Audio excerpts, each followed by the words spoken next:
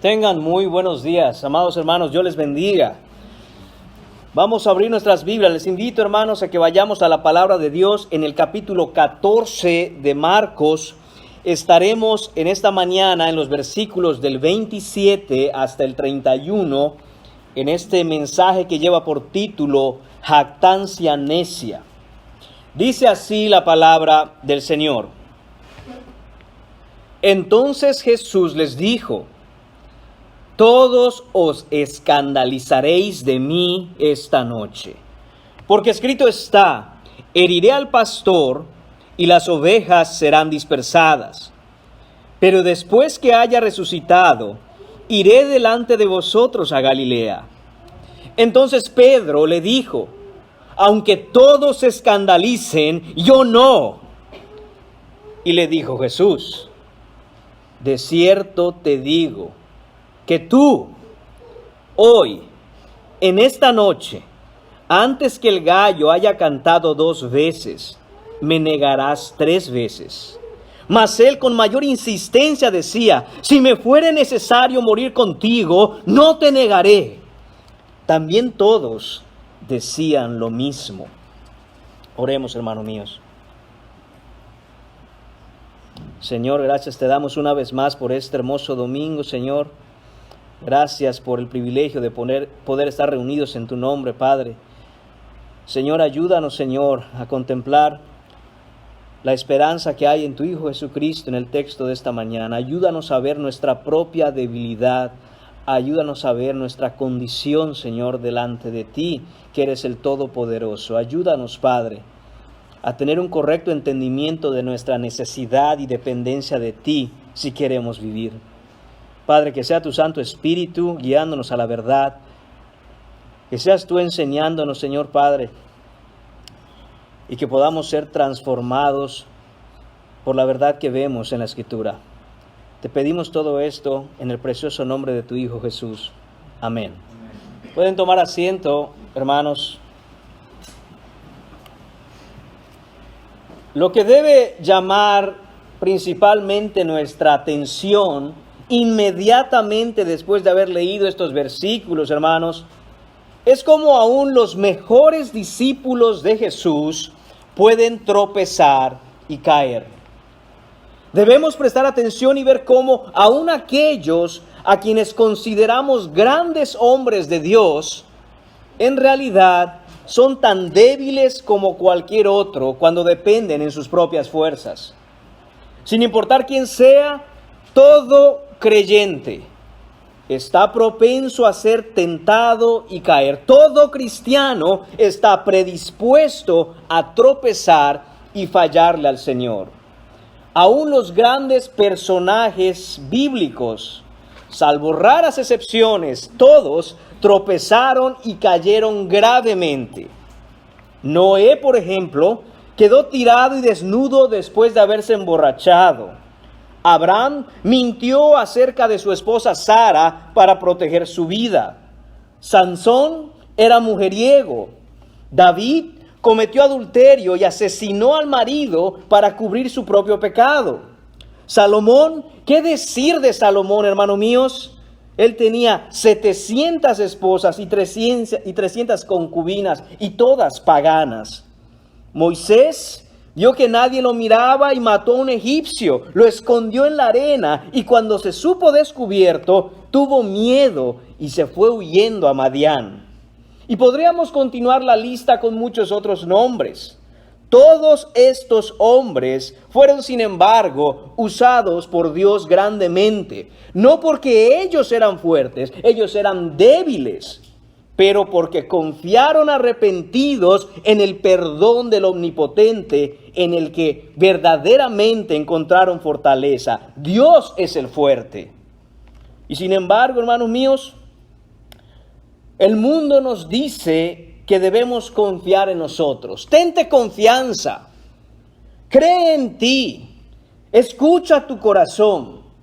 Hermano mío, ese es el consejo que se le debe dar a una persona si lo quieres ver tropezar y caer. Ese es el consejo que debes darle a alguien si quieres que caiga al suelo. Porque cuando confiamos en nuestras propias fuerzas, de cierto viene la caída. La raíz de la caída es la confianza en uno mismo.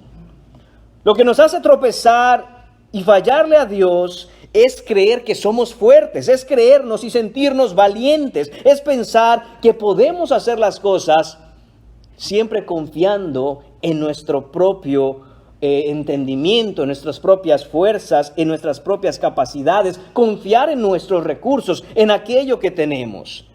No reconocer que somos débiles para hacer lo que es agradable a Dios es la receta para el fracaso. Esa es, hermanos míos, la jactancia necia. La Biblia dice que debemos gloriarnos, que debemos jactarnos en la cruz. Debemos gloriarnos en Jesucristo, no en nosotros mismos. ¿Qué significa eso? Significa, hermanos míos, que debemos nosotros siempre mirar al Salvador y proclamar la hermosura de sus perfecciones y la profundidad de su fidelidad y misericordia. Y decir, aquel me salvó, es por él que yo soy salvo. Así como él me salvó, él puede salvarte a ti. No gloriarnos en decir, es porque yo hice esto o aquello, es porque yo soy muy inteligente, es porque yo soy muy prudente, es porque yo soy muy moral. No, siempre ha sido Cristo, siempre es Cristo y siempre será Cristo. El orgullo insensato, la arrogancia imprudente, siempre nos llevará a la caída. Veamos en este pasaje entonces, hermanos míos, cómo es que estos discípulos, más específicamente Pedro, ha sido infectado de esta jactancia necia, de esta arrogancia imprudente. Y mientras vemos a Pedro y escuchamos acerca de Pedro, pensemos cómo esto conecta con nuestra propia vida. Veremos el primer punto en esta mañana en los versículos 27 y 28, que llevan el título de la predicción.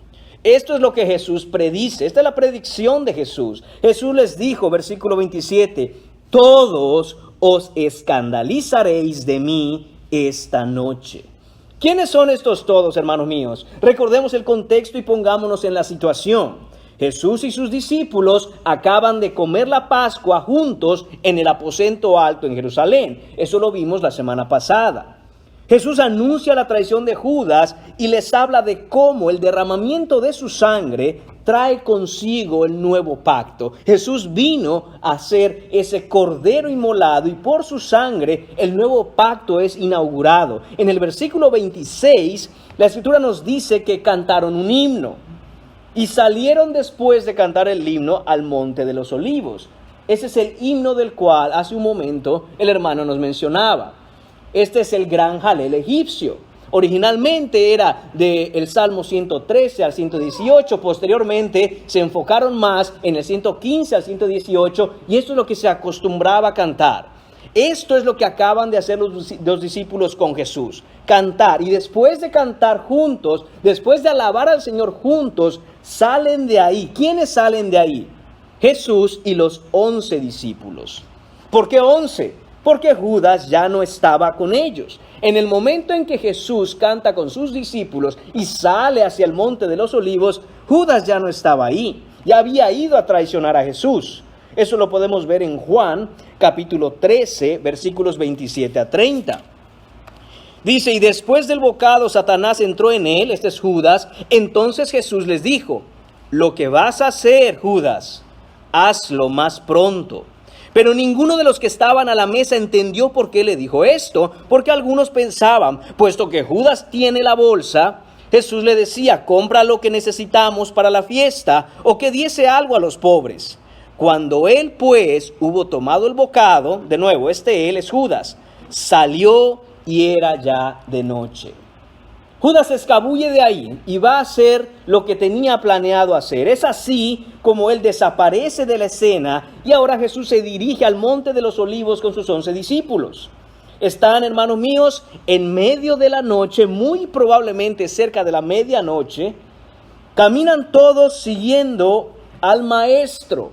Sale Jesús de ahí, los 11 detrás de él, y se dirigen al monte de los olivos. Y lo que vemos en los versículos 27 a 31, que es el pasaje de esta mañana, es lo que ocurre mientras ellos van caminando. A veces Jesús se tomaba un tiempo para estar con sus discípulos sentado, enseñándole algunas cosas. A veces enseñaba, como hemos visto ya, en público. Esta vez Jesús decide hablar con sus discípulos camino al monte de los olivos. Ellos no paran. Y mientras van caminando, Jesús empieza a decir ciertas cosas. Sin duda alguna, ellos salen por una de las puertas de la ciudad de Jerusalén, porque recuerden que ahí es donde comieron la Pascua, y van a pasar por el valle de Cedrón, en el que hay un pequeño arroyo que atraviesan y que los dirige hacia la parte alta del monte de los olivos, sobre su pendiente occidental, que los va a llevar hasta el jardín de Getsemaní.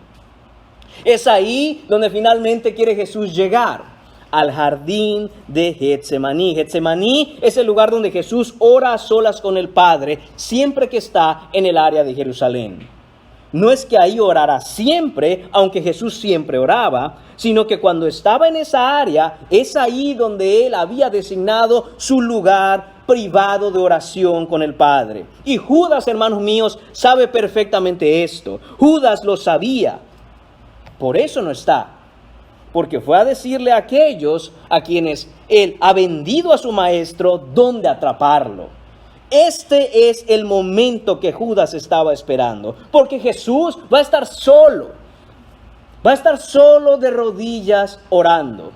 Es el mejor momento para que lo atrapen. Judas va inmediatamente a contar todo esto a los principales de la sinagoga, a los fariseos, a los sacerdotes. Este es el momento de atraparlos. El hombre va a estar en sus rodillas solo, como queríamos. Es así, hermanos míos, que leemos en el versículo 27 que Jesús dice: todos os escandalizaréis de mí esta noche. Está hablando y refiriéndose a sus 11 discípulos que van detrás de él caminando. ¿Y qué significa esto, hermanos míos? ¿Qué significa cuando Jesús dice se escandalizarán? Quiere decir, mis hermanos, que todos, cada uno de estos 11 discípulos ahí con él, lo van a abandonar.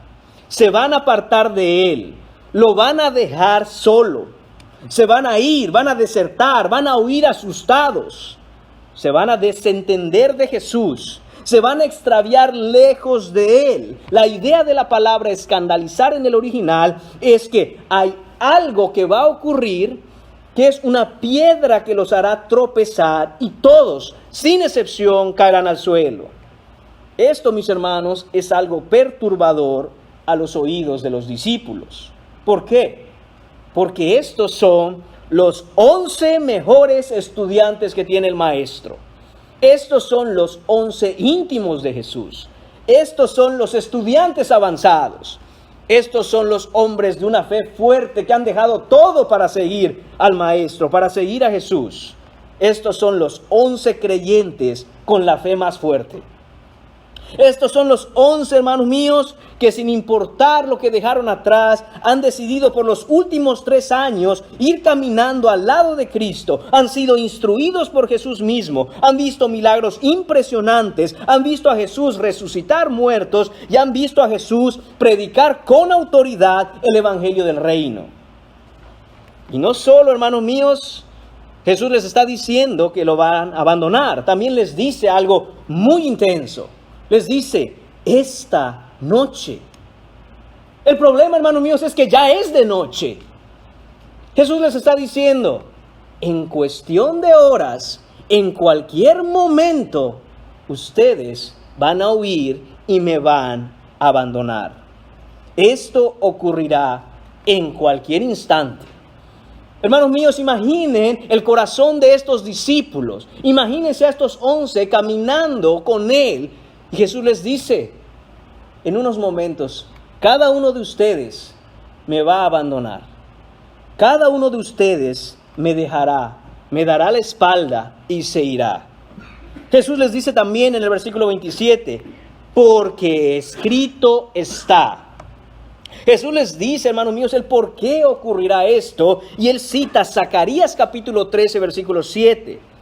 heriré al pastor y las ovejas serán dispersadas. Esta es una profecía, hermanos míos, acerca del Mesías, acerca de Jesucristo, de su arresto, de sus juicios, de su condenación y su crucifixión. Jesús sabe perfectamente lo que había profetizado Isaías y sabe perfectamente que esta noche es el tiempo en el que esta profecía hablada por Dios a través del profeta se cumplirá al pie de la letra. Jesús es el pastor. Jesús es el buen pastor. Jesús es el gran pastor. Él mismo lo dijo en Juan capítulo 10, versículo 11.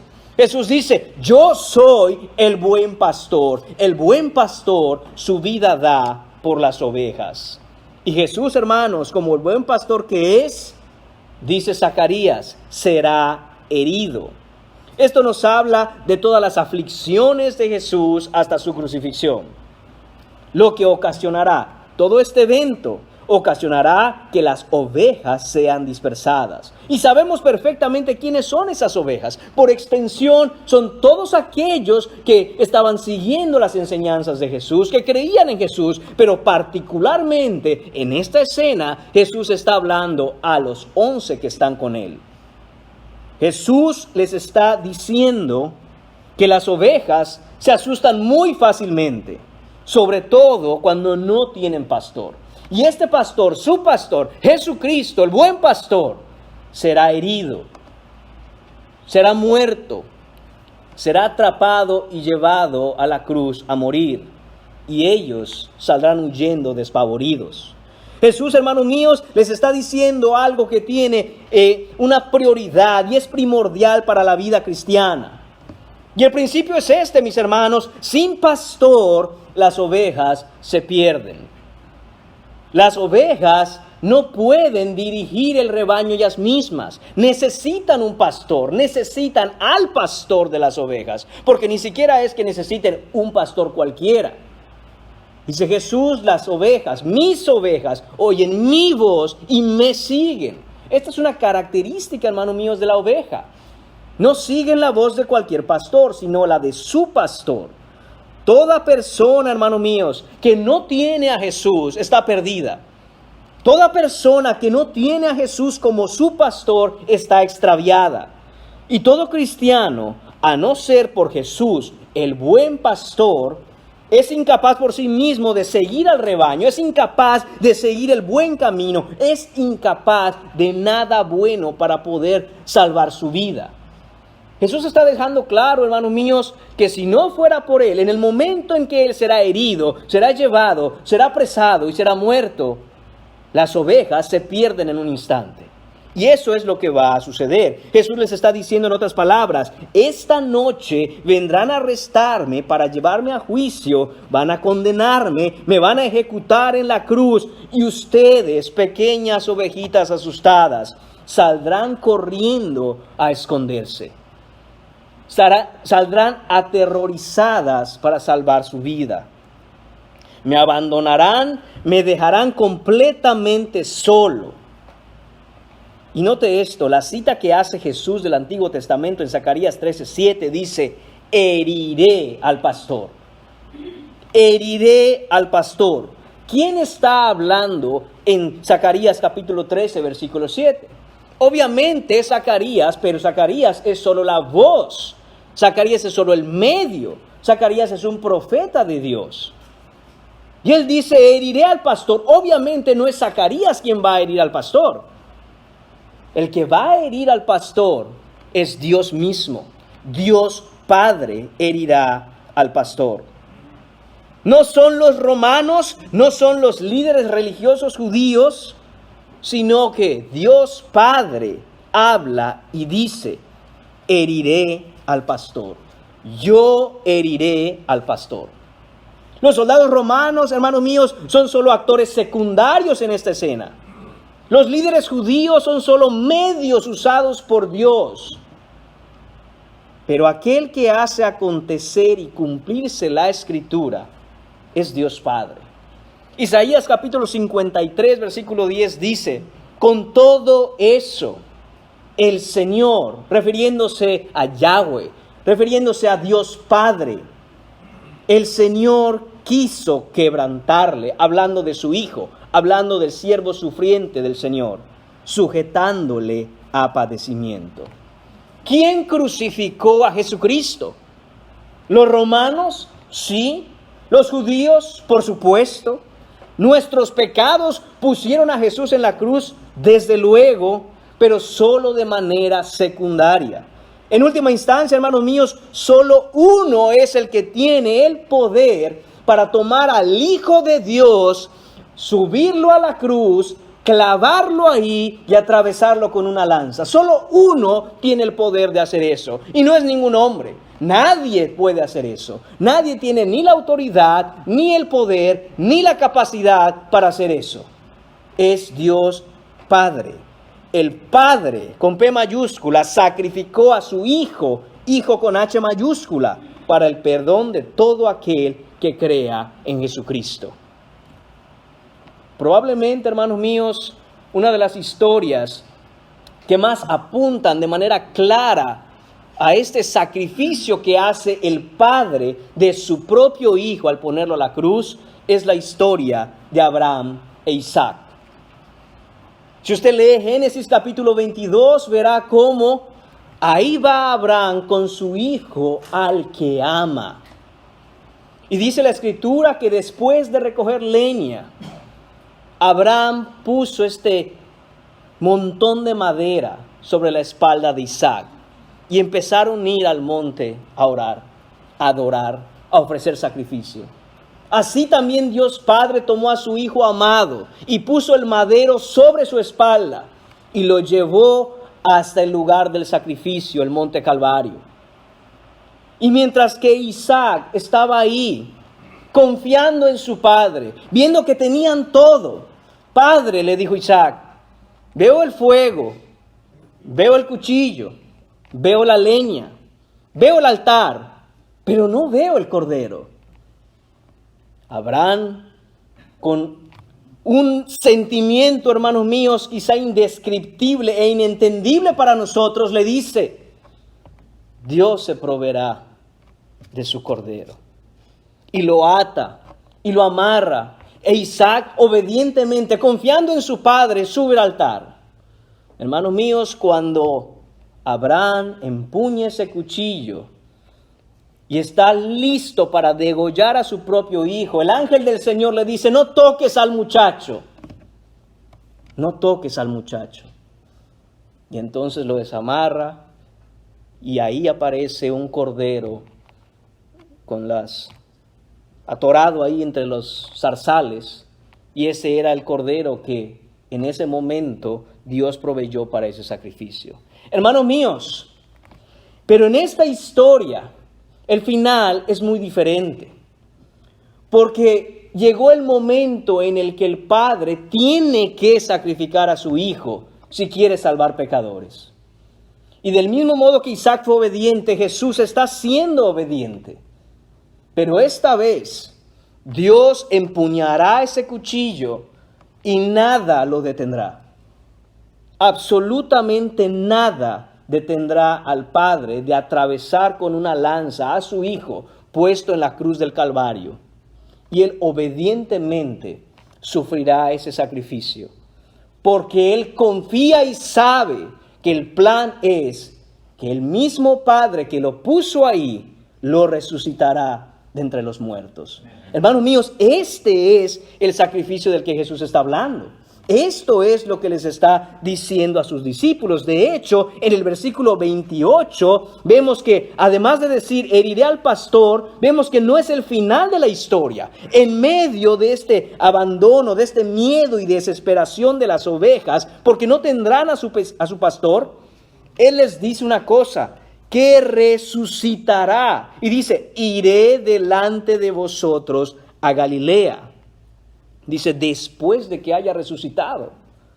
Jesús no ha ido a la cruz, ni siquiera lo han apresado, están a punto de apresarlo. Estamos hablando, hermanos míos, de menos de 24 horas antes de Jesús subir a la cruz. Y Él ya está diciendo, pero voy a resucitar.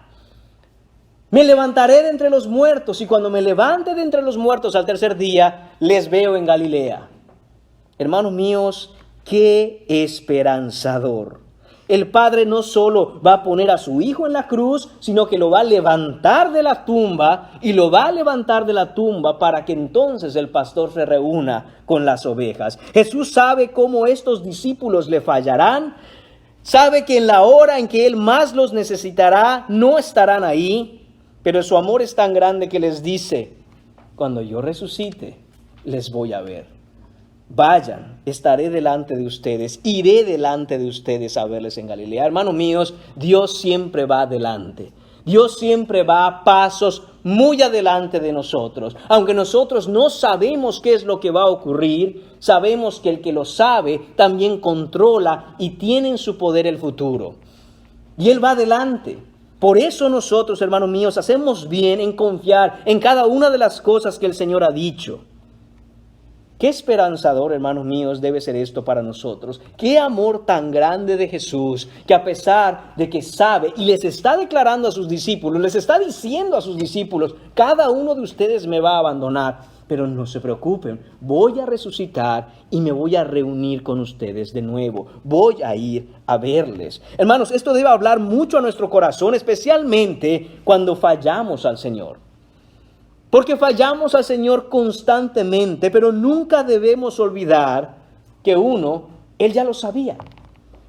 Él ya sabía que le fallaríamos. Él no vio nuestra vida y al vernos dijo: este tiene potencial. Yo creo que este va a ser un gran discípulo. Yo creo que este sí va a serme fiel. No, mis hermanos, Él sabe cada vez que le hemos fallado, sabe cómo le fallamos hoy y sabe aún cómo le fallaremos el día de mañana. Y sin embargo, Él nos ama, Él lo sabe y Él, así, hermanos míos, se ha puesto el objetivo particular de hacernos a imagen y semejanza suya.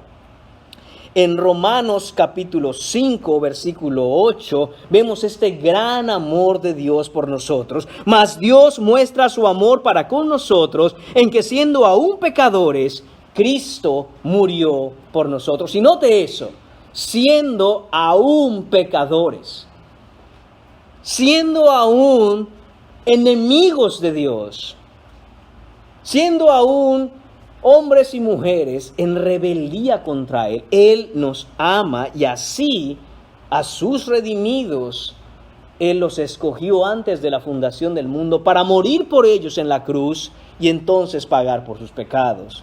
Primera de Juan, capítulo 4, en los versículos 9 y 10, vemos que dice: en esto se mostró el amor de Dios para con nosotros, en que Dios envió a su Hijo unigénito al mundo para que vivamos por Él. En esto consiste el amor, no en que nosotros hayamos amado a Dios, sino en que Él nos amó a nosotros y envió a su Hijo en propiciación por nuestros pecados. Hermanos míos, aún Jesús, de antemano sabiendo nuestra condición delante de Él, Él fue a la cruz para morir por nosotros. Esto, hermanos míos, solo Dios puede hacerlo. Además, hermanos, la esperanza que tenemos y encontramos en este pasaje con respecto a que aun cuando fallamos al Señor, Él está para nosotros, es ver cómo inmediatamente Jesús resucita, o está diciendo Él que apenas resucite, Él se va a encontrar con sus discípulos. Él no va a resucitar para ninguna otra cosa, sino para ir y pastorear a esas ovejas que están asustadas. Es necesario que Él muera.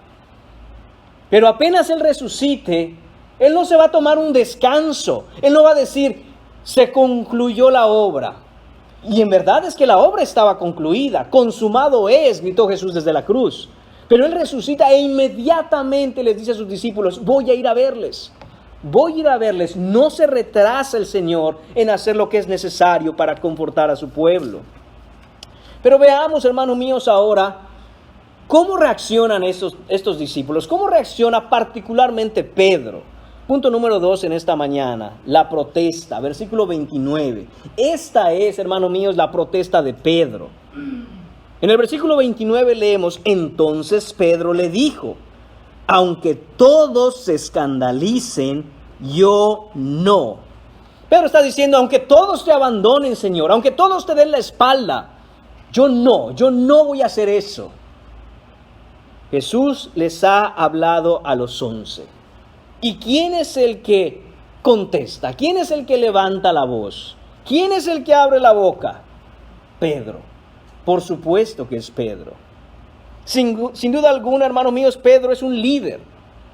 Pero también Pedro es muy impetuoso. Noten cómo de la predicción que hace Jesús, Pedro es muy selectivo en lo que escucha. Heriré al pastor, las ovejas serán dispersadas, pero después de que haya resucitado, iré delante de vosotros y los veré en Galilea. Oh, parece que Pedro no escuchó nada de eso. Lo único que escuchó es, espérate, ¿que te vamos a fallar? Bueno, yo no sé de estos 11. De estos 11 puedes esperar lo que sea, pero de mí, no, yo no. Todo lo que dijiste, Pedro acaba de escuchar, hermanos míos, que Jesús morirá y resucitará. Pedro dice, a ver, vamos a hablar del tema en donde yo te fallo, porque eso no va a pasar. Pedro, acabas de escuchar que Jesús va a resucitar de entre los muertos.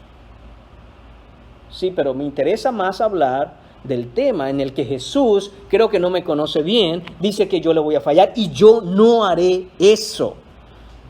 Esta es, hermanos míos, la autoconfianza de Pedro. Este es, de hecho, el mal de Pedro. Todos te dejarán, pero yo no. Y Pedro falla aquí de una manera terrible, mis hermanos. De una manera terrible. Primero porque está contradiciendo a Jesús. Jesús le dice, todos ustedes, sí, Pedro, tú estás incluido en todos. Me van a fallar. Pedro dice, yo no. Esto, hermanos míos, no es otra cosa sino orgullo. Pedro, tú igual que los otros 10 me van a fallar. No, Señor, yo no, Señor, estás equivocado conmigo. Qué arrogancia, hermanos, qué altanería. Esto es insolencia, altivez, soberbia, vanidad. En segundo lugar, Pedro también está muy mal con esta protesta que hace porque se ve a sí mismo como superior a sus hermanos. Ellos seguro que sí, Señor, pero yo no. Pedro siente que el fuerte espiritualmente ahí es él. Él ni siquiera dijo, no, Señor, no te vamos a fallar. No, él dijo, ellos seguro sí. Estos yo los conozco, estos te dejan en cualquier momento, pero yo no, Señor. De verdad que yo no. Maestro, tienes razón acerca de estos hermanos míos, pero conmigo te equivocas. Yo no soy como ellos. Pedro, hermanos míos, tiene un ego muy inflado. Y el problema con el ego, con el yo, es que siempre engaña. Nos sucede a nosotros mismos cuando vemos lo que la Escritura dice o demanda y dice, bueno, pero yo no lo voy a hacer así. Bueno, pero yo prefiero vivir de esta manera. Bueno, pero el yo siempre engaña. Pedro se engaña a sí mismo. El problema de Pedro es que Pedro no conoce a Pedro. Porque si Pedro se conociera bien, sabría lo débil que es. Si Pedro quisiera haber dicho algo sensato, él hubiera dicho quizá algo como, Señor, perdóname de antemano y por favor ayúdame. Soy un hombre pecador, soy un gran pecador. Y ni siquiera entiendo cómo es que ni siquiera te ha abandonado ya o no te ha abandonado antes. Señor, yo no tengo fuerza para seguirte, soy débil. Mi fe es flaca, es poca. Soy pobre de espíritu, ten misericordia de mí y ayúdame. Eso hubiera sido Pedro si Pedro se conociera bien. Pero no se conoce bien. Por eso es que da una respuesta completamente inapropiada. Pedro no tiene, hermanos míos, ni idea de lo débil que es. Pedro no conoce la condición de su realidad. Y por supuesto que esto, como dije al principio del mensaje, tenemos que llevarlo a nuestra vida y ver cómo esto conecta con nosotros mismos. Debemos preguntarnos, ¿me conozco a mí mismo? ¿Me conozco realmente como soy? o solo veo aquello que quiero ver acerca de mí? ¿Te conoces, hermano mío? ¿Te conoces, hermana mía? ¿Puedes ver qué tan débil espiritualmente eres? ¿O crees que tú eres fuerte en espíritu? Que tú eres firme, que tú eres una roca sólida, inamovible, que tu fe no falla, que estás ahí y mira todo lo que haces. ¡Wow! Debemos aprender todos de ti, porque qué fuerza espiritual la que tú tienes, qué integridad en la fe. Cuando confiamos en nosotros mismos, hermanos, seguro vamos a fracasar. Cada que confiamos en lo que aparentemente nosotros somos espiritualmente según nuestras fuerzas, seguro vendrá la caída. Lo único bueno que tenemos, si somos verdaderamente objetivos y vemos en la Escritura cómo Dios habla del cristiano, lo único bueno que tenemos en nosotros es la gracia de Dios, nada más. Todo lo bueno que hay en ti, como cantábamos hace rato, no eres tú. Si eres cristiano, es que es Cristo en ti. Nada más. Todo aquello que podamos ver que de alguna u otra manera agrada a Dios, porque es bueno, es solo gracias a Dios. Todo aquello que hace el cristiano, que se ajusta, que se apega, que se conforma a las sanas palabras de la Escritura, es Cristo en ti. Y aún, hermanos míos, aquellas personas que están fuera del rebaño de Dios, aún aquellas personas que no son cristianas y que pueden de alguna manera vivir moralmente, pueden hacer ciertas cosas como tener cierta integridad, quizá no roban, quizá se comportan de una manera digna. Aún esas cosas es solo porque la gracia general de Dios está sobre ellos para restringir su maldad. Pero la realidad, hermanos míos, es que sin Cristo estamos perdidos. Sin Cristo, nuestra carne de pecado nos llevaría a pecar de maneras que ni siquiera podemos imaginar. Y si las imaginamos, probablemente seríamos incapaces de aceptarlas. Pedro no tiene ni idea de lo débil que es. Sin embargo, él se siente fuerte. Tan fuerte como para negar en su cara las palabras de Cristo. No, Señor. Tú dices que todos te vamos a dejar. Te equivocas. Yo no te voy a dejar. Yo no, Señor. Vamos a ver cómo ahora el Señor responde a esto. Punto número 3 en esta mañana, versículo 30, la precisión. Esta es la precisión con que Jesús responde a Pedro.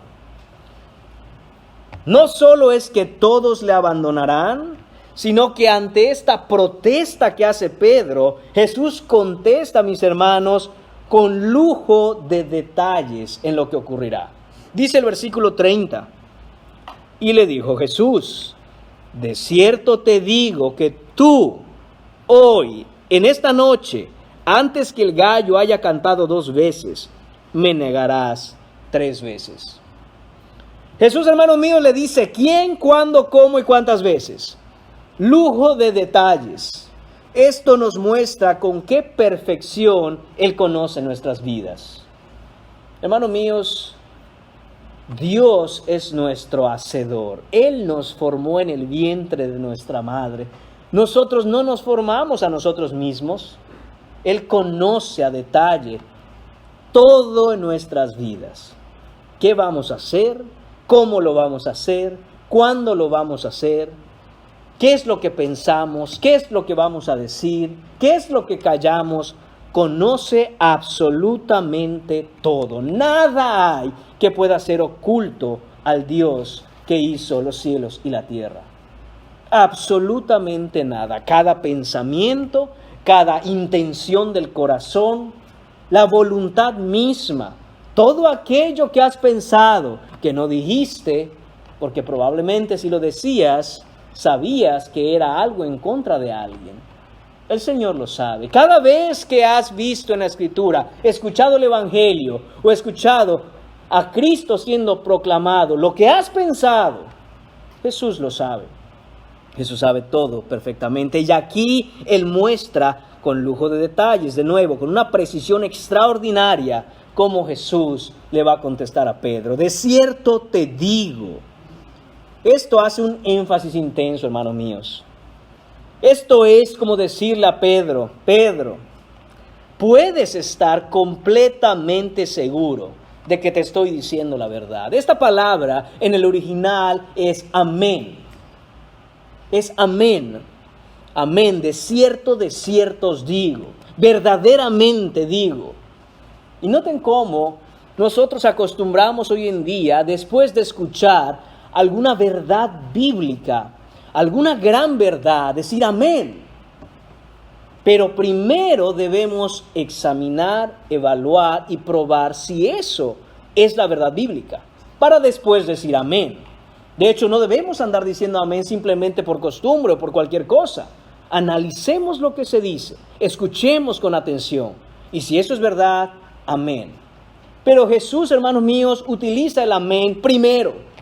Ni siquiera tiene que decir una cosa a Jesús y Él dice, amén. Esto que voy a decir de antemano se los dejo claro. Es la verdad de verdades. Esto no va a fallar. Jesús es el único que de antemano puede decir amén y después hablar. Mientras que nosotros primero tenemos que hablar y evaluar lo que hemos dicho para poder después decir, eso es verdad. Eso es una gran verdad. Amén a eso. Jesús no. Jesús dice, de cierto te digo, Pedro. De cierto te digo. ¿Qué cosa? Que tú, ese es el quién. Hoy es el día. En esta noche es el tiempo. Antes que el gallo haya cantado 2 veces. Es el momento exacto. Esto, hermanos míos, es el cuándo ocurrirá. ¿Qué ocurrirá? Me negarás. ¿Cuántas veces? 3 veces. No una ni 2, sino 3 veces. Hermanos míos, hoy en día, muchos ministros, muchos pastores, muchos predicadores, muchos consejeros bíblicos, ante un cristiano que niega la Escritura, ¿qué hacen?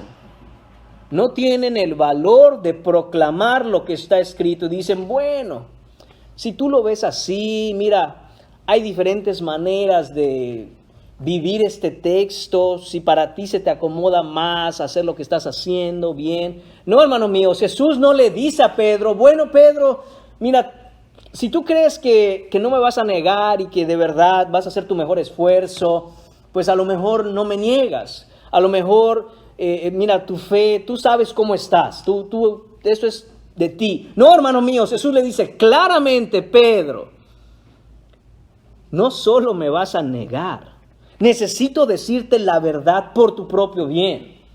Tú me vas a negar, esta noche me vas a negar, antes de que el gallo cante 2 veces me vas a negar, 3 veces me vas a negar. Sí, Pedro, tú. De hecho, en Lucas capítulo 22, versículo 31, Lucas nos registra algo que es bien importante y que por su parte Marcos no pone. Lucas capítulo 22, versículo 31, dijo también el Señor, Simón, Simón. Noten cómo no solo llama a Pedro directamente por su nombre, sino que Lucas nos dice que Jesús utilizó el nombre que Pedro tenía antes, Simón. Le dice, Simón, Simón. No Pedro, no piedra, no roca. No hay solidez en tu alma, Pedro. No hay fuerza. Simón. Simón, hermanos míos, viene del verbo en hebreo oír. Y es como que Jesús hace un juego de palabras aquí, le dice, oye, oye, no estás oyendo, oye, oye. ¿Qué cosa? He aquí Satanás os ha pedido para zarandearos como a trigo. El ejemplo aquí es la manera en que en el tiempo de Jesús se tomaba el trigo, las espigas de trigo, y eran separado el grano de esas espigas. ¿Cómo? Los hombres amarraban grandes manojos de trigo y empezaban a golpearlo contra el piso hasta que no saliera ni un grano más. Y esto es lo que le está diciendo Jesús a Pedro. Satanás os ha pedido para zarandearos. Pero yo he rogado por ti que tu fe no te falte. Sí, Pedro, hay fe en ti. Pero ni sueñes que esa fe es lo suficientemente fuerte para no negarme. Por eso estoy orando por ti. Esto implica, mis hermanos, que cuando Satanás pide, porque tiene que pedir permiso para tocar a un hijo de Dios, pide permiso para zarandear a los 11, pero particularmente a Pedro, el Padre le ha dicho que sí. El Padre dijo sí. ¿Sabes qué, Pedro? Estoy orando por ti, para que no te falte tu fe. Hermanos míos, aún si Pedro, y vamos a ver más adelante en la historia bíblica, obviamente, que Pedro va a negar a Jesús, se va a arrepentir, llorará mucho, pero aún ese arrepentimiento es solo porque Jesús está orando por él. Ni siquiera es que él haya tenido un poquito de fe de sí mismo para entonces arrepentirse, sino que son las oraciones de Jesús, nuestro intercesor delante del trono de la gracia, quien dio a Pedro ese poco de fe para no acabar igual que Judas. Esto es lo que le está diciendo Jesús a Pedro. En vez de decirle que quizá tiene razón, le dice: no, Pedro, estás completamente equivocado. No. Pero ni sueñes con que podrás mantenerte firme. Jesús quiere que Pedro, hermanos míos, salga de su autoengaño. Y eso es amar al otro. Eso es amar a su discípulo Pedro. Pedro, no te engañes, tengo que decirte la verdad. No tienes fuerza para no negarme. No tienes fuerza para estar firme. Cuando veas que me tomen preso, lo primero que van a hacer es correr despavoridos. Pedro, te conozco, yo te hice, sé todo acerca de ti, sé lo que vas a hacer, sé lo que estás pensando, pero tú no te conoces a ti mismo. Por eso tengo que decírtelo. Qué engañado está Pedro, mis hermanos. Él no puede ver la miseria de sus propias fuerzas. Es como aquel niño al que se le dan 25 centavos y piensa que puede ir al Walmart y comprarse el juguete de $50. No, tú no sabes lo que estás diciendo. Papá, tengo dinero, te dice. Vamos a comprar tal cosa. ¿Cuánto tienes, hijo? Aquí. Monedas que encontró a veces. Pero el niño piensa que tiene dinero. Piensa que tiene poder adquisitivo, que con eso puede comprar algo. Pero el papá sabe y dice: no, mijo, necesitas mucho más que eso. Y uno como padre, a veces un poco consentidor, le dice: tranquilo, que yo me encargo. Vamos a esperar unos días, pórtate bien, yo te compro el juguete después. Hermanos míos, es lo que está haciendo Pedro aquí. Él cree que tiene una fe fuerte, él cree que con su fe le va a bastar para estar firme y no negar a Jesús ante lo que se viene. Hermanos míos, si somos como Pedro, Pedro eres tú, y Pedro soy yo, y Pedro somos nosotros, especialmente cuando nos sentimos fuertes, cuando nos sentimos capaces, cuando nos sentimos suficientes, competentes, listos, cuando vemos nuestro corazón y lo escuchamos, decimos: no, pero si mi corazón es bueno, lo que hay en mi corazón, hombre, son cosas buenas, ¿no, mis hermanos? Jeremías capítulo 17, versículo 9, nos dice claramente: engañoso es el corazón del hombre, más que todas las cosas, y perverso. ¿Quién lo conocerá? Yo, el Señor, yo, Dios, yo, Jehová, dice la Escritura, yo lo conozco. Escudriño la mente, pruebo el corazón. Él conoce el corazón. Jesús conoce lo que hay en el corazón de Pedro y por eso le está diciendo esto. En Apocalipsis capítulo 3, versículos 17 y 18, vemos cómo aquí, hermanos míos, la iglesia de la Odisea había caído en esta jactancia necia, en este orgullo imprudente. Pensaban que eran fuertes. ¿Y cómo los reprende el Señor? Este es Jesús hablando, versículo 17. Tú dices: yo soy rico y me he enriquecido y de ninguna cosa tengo necesidad. Y dice el Señor: ¿y no sabes que tú eres un desventurado, miserable, pobre, ciego y desnudo? Hermanos, qué duro escuchar eso. porque esta iglesia se sentía que ella estaba bien. Literalmente el texto dice, ellos pensaban, no tenemos necesidad de nada, de absolutamente nada. Y el Señor dice, pobre, desventurado, miserable y desnudo. Así está esa iglesia. La iglesia, el cristiano, el pastor, el discípulo, el creyente que se cree fuerte. Tenga por seguro esto. Pobre, desventurado, miserable y ciego. No sabes qué débil eres. Y el versículo 18 dice, por tanto, yo te aconsejo que de mí, dice el Señor, compres oro refinado en fuego, para que seas rico, vestiduras blancas para vestirte, y que no se descubra la vergüenza de tu desnudez, y unge tus ojos con colirio para que veas. El punto aquí es que tienes que venir verdaderamente a Cristo para que su justicia te recubra, para que tus ojos sean abiertos y veas con claridad, y entonces no se descubra la vergüenza de tu desnudez.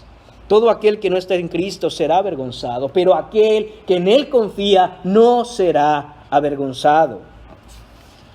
Hermanos míos, la realidad es que Pedro iba a negar al Señor. Definitivamente él iba a negar al Señor. Él iba a hacerlo. Jesús le acaba de explicar la condición de su corazón. Después de ver los detalles que Jesús le da a Pedro, uno esperaría, mis hermanos, que Pedro entrara en razón. Uno esperaría que diga, oh Señor, yo pensaba que era fuerte, pero ya que me explicas a detalle y con precisión cada cosa, entiendo que tienes razón. Hermanos míos, punto número 4 en esta mañana, versículo 31, la persistencia. Esta es la manera en que Pedro persiste en su idea. Aquí podemos ver qué tan terco y obstinado es un corazón ciego y engañado por el orgullo. Notemos, hermanos míos, también la influencia de Pedro en los demás. Dice Pedro en el versículo 31, mas él con mayor insistencia decía, en vez de que él, como dije, reconociera delante de Jesús su situación, su condición, cómo es en realidad su corazón de débil, él insiste y decía con mayor insistencia, dice el texto, si me fuese necesario morir contigo, no te negaré. Hermanos míos, Pedro tiene una boca muy grande. Y así es el orgullo. Así es el corazón soberbio. Tiene muy grande la boca y tiene una fe muy flaca. Hermanos míos, la jactancia necia es por naturaleza arrogante y habladora. Tú quieres ver a una persona que es completamente débil en el Señor, escucha cómo habla, escucha cómo ora, escucha lo que dice acerca de sí mismo con respecto al Salvador. Y si siempre esa persona se pone como el gran cristiano, como el gran discípulo, como aquel que está bien bendecido, como aquel que es que el Señor cómo me ama a mí. Hermanos míos, claramente ese es un corazón arrogante. Claramente, hermanos míos, eso es un corazón como el de Pedro. Pedro dice, imagínese, hermano, aunque fuese necesario morirme, yo me muero contigo, Señor, yo no te voy a abandonar. Si te crucifican a ti, yo a mí también contigo. Esto es lo que está diciendo Jesús. Perdón, esto está diciendo Pedro. Estos hombres que están aquí escuchando, los otros 10, empiezan a ser contagiados de ese orgullo y esa arrogancia. Escuchan a Pedro hablar así, y Pedro es el líder. Y dicen, no, pues si Pedro lo está diciendo, no vamos a quedar mal nosotros. Y continúa el texto y dice, también todos decían lo mismo. Todos. Ante lo que Pedro dice, los demás le siguen. No, yo tampoco te voy a abandonar, yo tampoco te voy a abandonar. No es que repetían las mismas palabras, pero decían lo mismo, el mismo mensaje. La actitud de sus corazones cambió de estar impresionados, sorprendidos por la declaración de Jesús, a estar ahora siguiendo lo que dice Pedro. No, si Pedro no te deja, yo tampoco. Si él lo hace, yo también. Y muchas veces, hermanos míos, actuamos así en la vida cristiana. Es que el hermano tal hizo tal cosa, yo también lo voy a hacer. No, espérate. Analiza, mira, ora, ve a la Escritura. Hermanos, esto es lo que está ocurriendo en este pasaje. Y Pedro, sin embargo, no es como Judas. Aunque Pedro está haciendo todo esto, aunque Pedro va a negar a Jesús, Pedro no es igual a Judas. Porque Judas sabía que iba a traicionar a Jesús y lo hizo con premeditación, alevosía y ventaja. Esa era la intención del corazón de Judas. Judas tenía enfrente a Jesús y aparentaba delante de él que lo amaba. Pero en su corazón él sabía perfectamente por qué aparentaba eso y qué es lo que iba a hacer apenas tuviera la oportunidad. Pero Pedro es diferente. El problema de Pedro es otro. El problema de Pedro no es traición. Pedro, hermanos míos, creía ingenuamente en los sentimientos en su corazón. Cuando Pedro está diciendo esto, hermanos míos, no lo está haciendo para engañar a Jesús. Cuando Pedro está diciendo esto, no lo está haciendo para aparentar delante de Jesús. No, mis hermanos, cada palabra que Pedro decía era algo que Pedro sentía en lo más profundo de su corazón. Pedro amaba a Jesús, Judas no.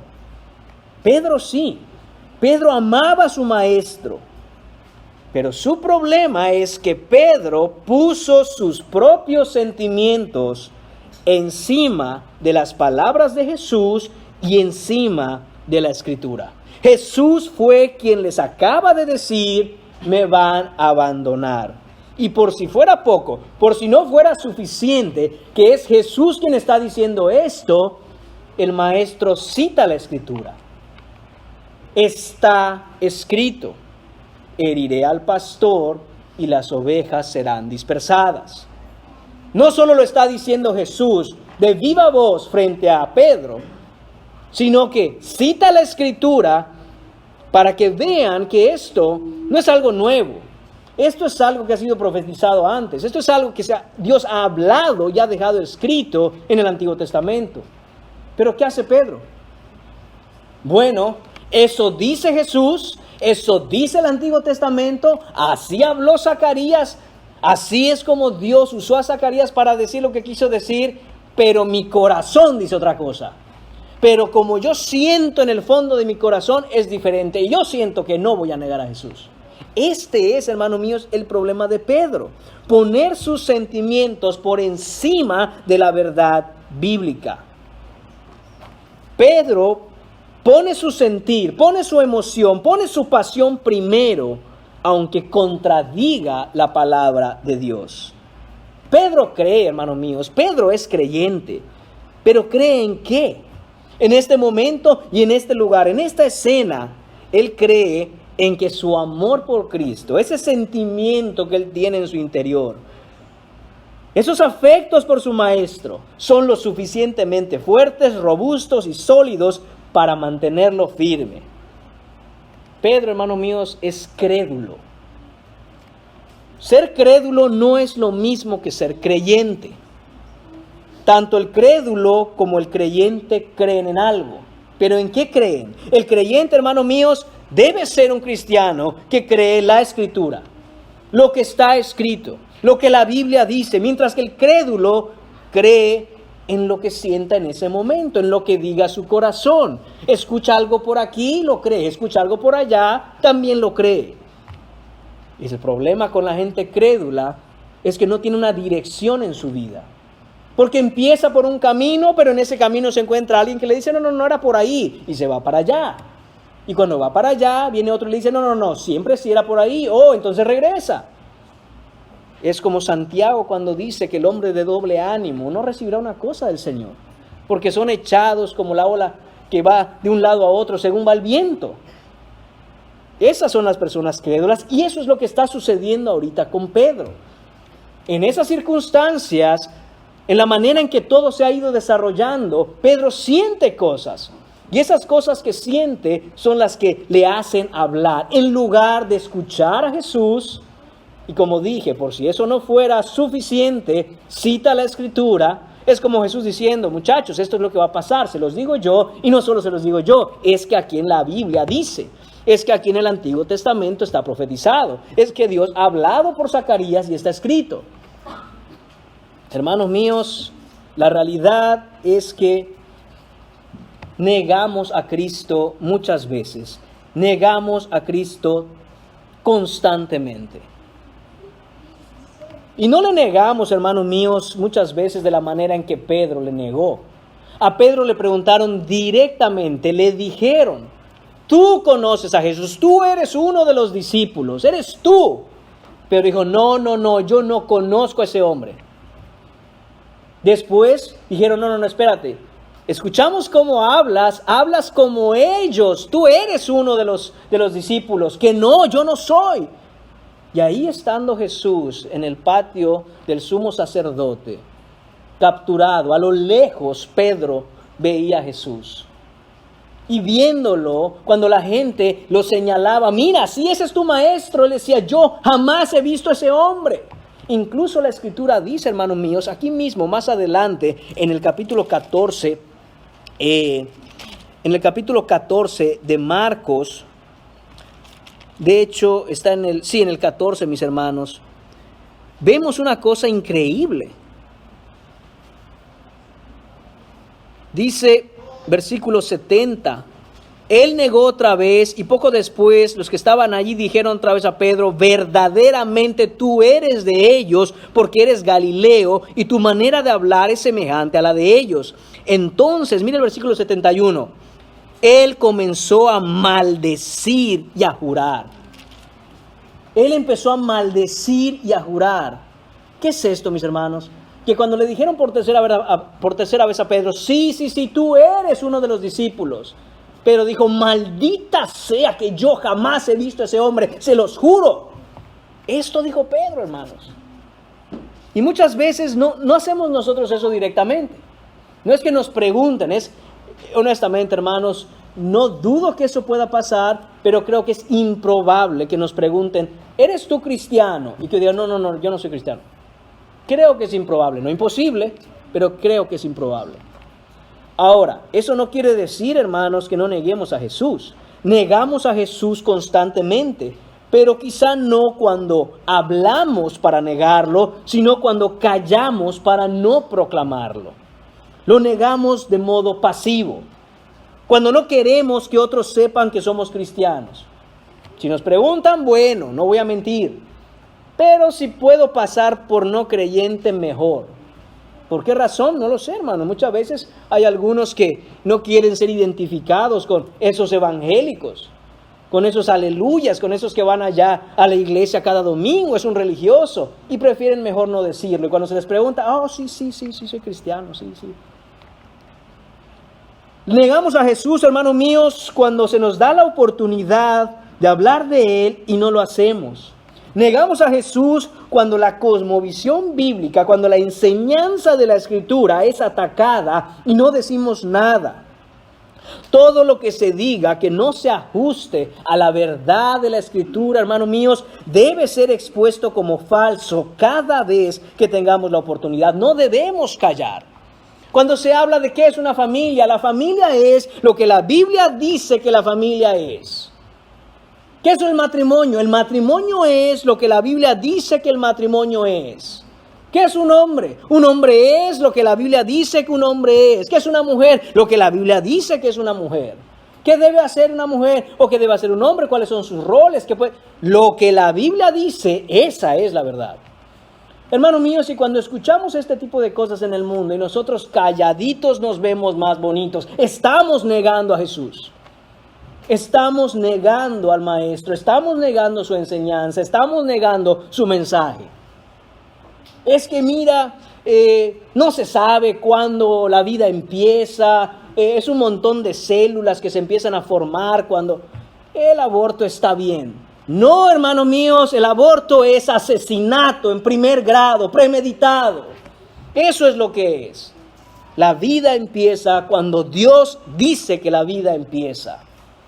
Todo este tipo de cosas, hermanos míos, ideología de género, feminismo, teoría, ¿cómo se llama esta? Teoría racial que está saliendo ahorita, se está infiltrando en todos lugares, la iglesia no es la excepción.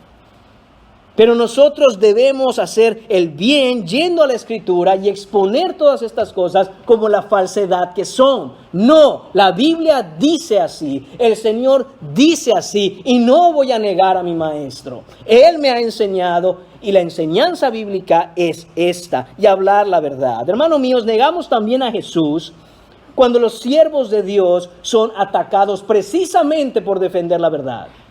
Cuando se ataca a un siervo de Dios, es que se ataca a alguien de la familia. Cuando se ataca a un siervo de Dios fiel al Evangelio y nos quedamos callados, estamos negando a Jesús. ¿Por qué?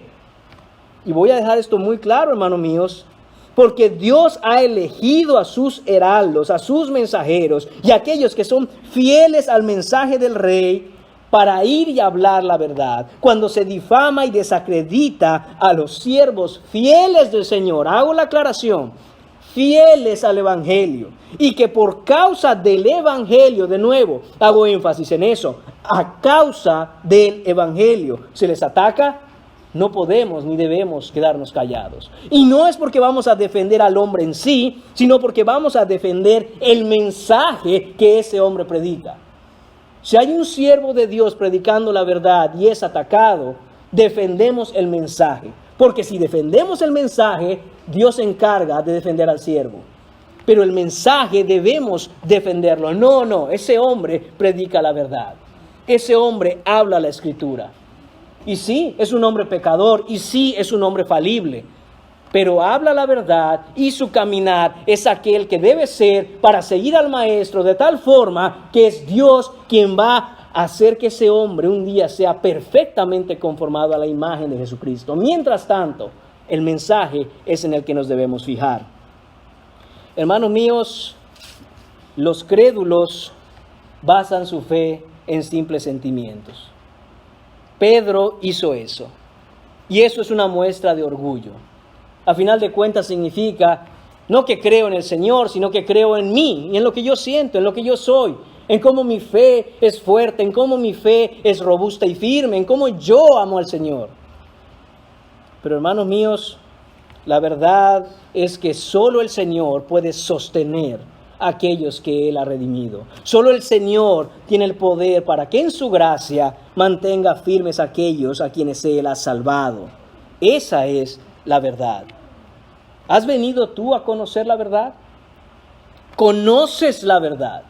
Verdaderamente puedes decir, yo conozco la verdad, porque Cristo es la verdad y no hay otra verdad. La verdad, hermanos míos, es que fuera de Cristo no hay salvación para tu alma. No existe otro Salvador, no existe nadie que pueda salvar, solo Cristo puede salvar. ¿Y qué es lo que debemos hacer? Reconocernos débiles. Si tú estás aquí y eres cristiano, chequéate, mírate, examínate, no vaya a ser que te sientas muy fuerte. Y si no eres cristiano, reconoce tu debilidad, reconoce que eres un pecador en necesidad de salvación y corre al único que es fuerte, al único que verdaderamente es fuerte y puede salvarte, que es Jesús. Solo Él puede salvarte. Él dio su vida en la cruz, murió en la cruz del Calvario en lugar de pecadores, pero resucitó al tercer día con poder y gloria. Y todo aquel que piense que estos son cuentos, y todo aquel que crea que la resurrección de Jesús es un invento, no sabe absolutamente nada de historia. Esto no es una creencia, esto no son cuentos, esto no es la Cenicienta. La historia registra, aún por los enemigos de Jesús, aún el Imperio Romano, en los anales de la historia, la resurrección de este hombre que estuvo en la tumba y al tercer día se levantó y fue visto. Y no solo fue visto, sino que ascendió al cielo y está ahora sentado a la diestra del Padre y regresará con gloria para juzgar a vivos y muertos. Si no has venido a Cristo, que sea hoy el día. Que sea hoy el día que reconozcas tu debilidad para salvarte. Que reconozcas hoy que no tienes fuerzas para vivir la vida que Dios manda que vivas, pero que en Cristo es posible porque Él dará a aquellos que Él ha redimido esa gracia para vivir de acuerdo a como Él manda. Y confía en Él. Ten fe en Cristo hoy. Ven a Cristo. En verdad, ese es el mensaje de cada domingo y es el mensaje que siempre vas a escuchar aquí. Ven a Cristo, ven a Cristo, ven a Cristo, ven a Cristo. Que tu alma escuche esto. Ven a Cristo, ven a Cristo. Te digo que vengas a Cristo porque te es necesario venir a Cristo. Sin Cristo no hay salvación. Oremos. Señor Padre, gracias te damos. Porque a pesar de nuestra debilidad, Señor, a pesar de nuestra arrogancia muchas veces y a pesar, Señor mío, de que nos creemos fuertes, el único fuerte en la historia eres tú, Señor. El único fuerte eres tú, Señor. No hay nadie fuerte.